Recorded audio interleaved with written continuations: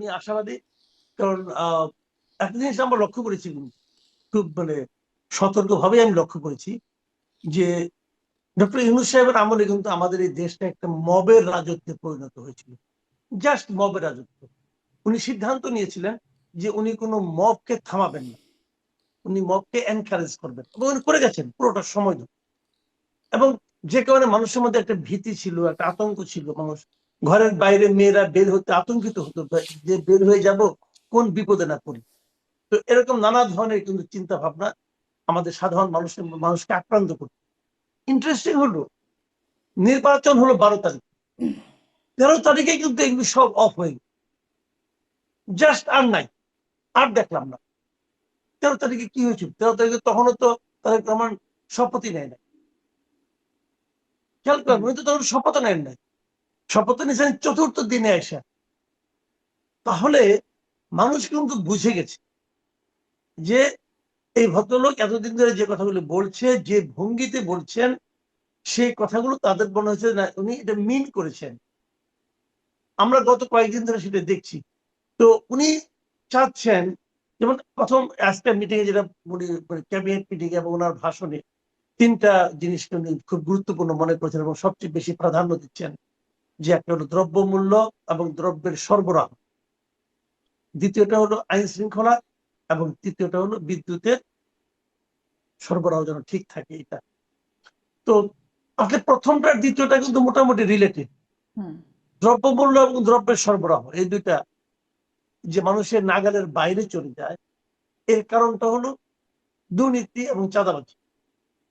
চাঁদাবাজির কারণে যে জিনিসটা উত্তরবঙ্গে যে সবজির দাম 40 টাকা, সেটা ঢাকায় আসতে আসতে 80 টাকা হয়ে যায় এই কারণে যে রাস্তায় তাকে 14-15 জায়গায় চাঁদা দিতে হয়, কারণ বাজারেও চাঁদা দিতে হয়।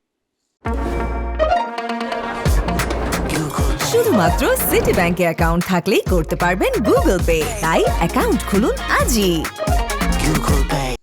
কারণ বাজার থেকে এতটাই চাঁদা দিতে হয় যে আগে স্বরাষ্ট্রমন্ত্রী নাকি কারণ বাজার থেকে প্রতিদিন 1 কোটি টাকা উনি আদায় উনি পাইতেন। তো ওনাকে যারা এই টাকাটা দিয়ে আসতো, তারা নিজেরা আরো কয়েক কোটি টাকা আদায় করতো না, করতো তো। এই টাকাটা কোথার থেকে আসতো? এই টাকাটা কে পে করতো? আমি আপনি পে করতাম, আমরা যারা বাজারে যাই তারা পে করতাম। তো এইভাবে তো জিনিসপত্রের দামটা বেড়ে যেত। এখন যদি আপনি চাঁদাবাজিটা বন্ধ করতে পারেন, তাহলে প্রত্যন্ত অঞ্চল থেকে আরো বেশি মালামাল ঢাকা শহরে আসবে, দামটা বাড়বে না। ঢাকা শহরে কারণ বাজারে চাঁদাবাজি কে করে? কে না জানে? চাঁদাবাজি কারণ বাজারে যে সবচেয়ে ক্ষুদ্র ব্যবসায়ী, সেও জানে তাকে চাঁদা কাকে দিতে হয়। এটা জানার জন্য কোন রকম রকেট সায়েন্স নাই, যে কেউ বলতে পারে। সে লোকটা কে? সে লোকটার নাম, এতদিন তো সে তো বিএনপি রাজনীতির সঙ্গে জড়িত ছিল, হয়তো এই মুহূর্তে নাই, দল থেকে তাকে বের করে দিছে, দল থেকে বের করে দিছে, কিন্তু তার চাঁদা কি বন্ধ হয়েছে? এখন যদি তারেক রহমান চান যে আমি তো চাঁদাবাজকে দল থেকে বের করে দিচ্ছি, তাকে আমি কোনো ধরনের প্রশ্রয় দেব না, যদি উনি সিদ্ধান্ত নেন এবং এটা যদি মিন করেন, তাহলে বন্ধ হবে না কেন?